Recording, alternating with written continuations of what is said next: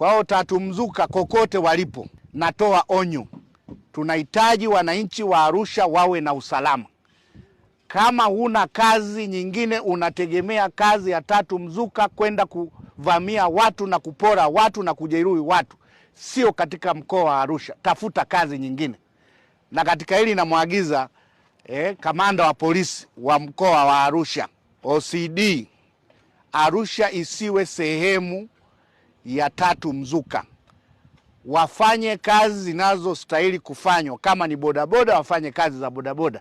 Lakini Tatu Mzuka, nikiwa mkuu wa mkoa, marufuku, nitakula nao sahani moja.